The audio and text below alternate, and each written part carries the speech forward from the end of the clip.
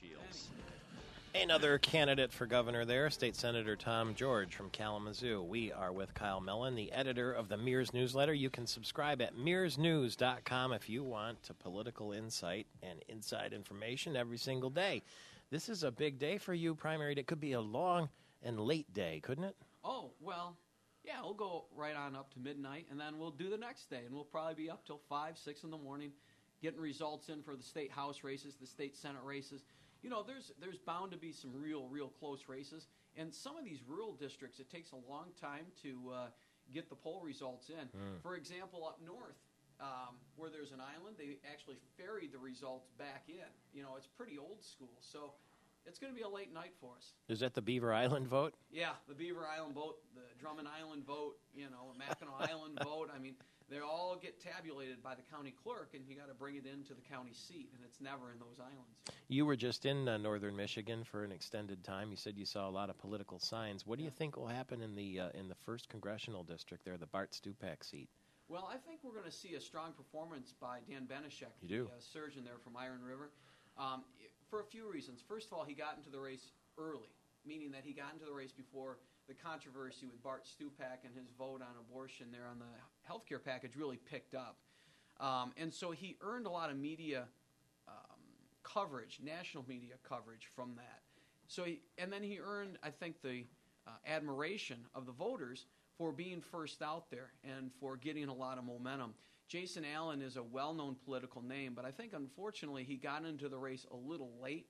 And plus, he's got a carpetbagger tag to him because he did move into the district, even though he represented a great swath of that district there in the Upper Peninsula and the Lower Peninsula, the Upper Lower Peninsula. He had to move to Alaskan as opposed to staying in his home in Traverse City. So I do think that hurts him. The Tea Party influence is also a big deal as well.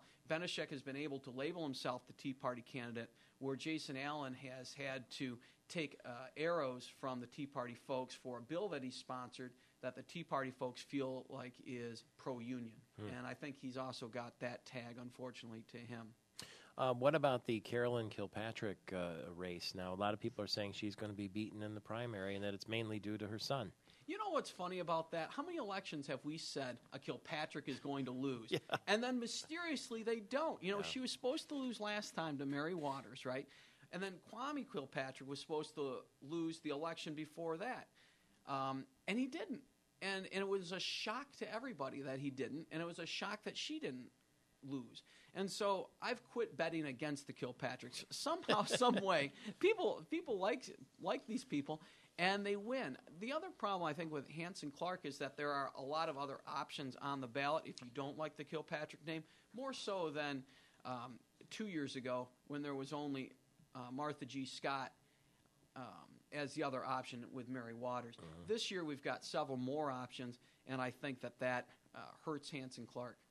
Have you been looking at the 2nd and 3rd congressional districts in Grand Rapids? Yeah. What do you think? Can a 30-year-old Justin Amash really replace Vern Ehlers? Yeah, I think he can. And the reason is because of this Tea Party atmosphere, especially in the 3rd district. I think the problem, though, that he has is that he had to get out and expand his range as far as what he has represented in the past, whereas Bill Hardiman has represented the Senate district, most of Kentwood, and going on into like Byron Center and Gainestown, or not Byron Center, that's not his district, but has had to expand his scope a little bit.